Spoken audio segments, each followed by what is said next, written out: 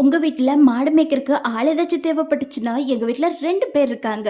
ரொம்ப அழகாக மாடு மேய்ச்சி வீட்டுக்கே கொண்டு வந்து கொடுத்துருவானுங்க. நீங்கள் அவனுங்களுக்கு சம்பளமாக சிக்கன் மட்டும் கொடுத்தா போதும், ஈவினிங் வீட்டுக்கு கொண்டு வந்து விட்டுறணும். எப்படி ஒரு ஐடியா!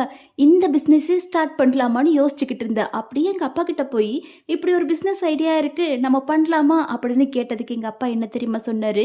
இவனுங்கெல்லாம் கரெக்டாக தான் வேலை செஞ்சுட்டு இருக்காங்க, இந்த வீட்டில் வெட்டியாக இருக்கிறது நீ ஒருத்தி மட்டும்தான், நீ வேணா கிளம்பிப்போ அப்படின்ட்டாரு.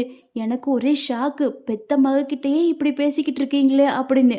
அப்பதான் தெரிஞ்சிச்சு இவனுக்கு பண்ற தில்லாலங்கடி வேலை. எங்க அப்பாவை அப்படியே ஐஸ் வச்சு வச்சிருக்கானுங்க. இவனுக்கு இல்லாம எங்க அப்பாவனால மாடு ஓட்டிகிட்டே போக முடியாது. ஏன்னா அங்க அவனுக்கு தான் மாடே மேய்ச்சிக்கிட்டு இருக்கானுங்க, வீட்டுக்கும் கொண்டு வந்து விடுறானுங்க.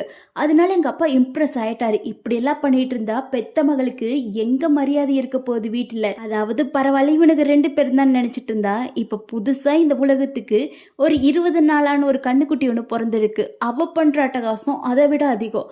அதனால எங்க வீட்டுல என்னை யாருமே கண்டுக்க மாட்டேங்கிறாங்க. அதெல்லாம் பரவாயில்ல. எங்க வீடியோ உங்களுக்கு பிடிச்சிருந்தா சின்னதாக ஒரு லைக் பண்ணிட்டு சப்ஸ்கிரைப் பண்ணி வச்சுக்கோங்க.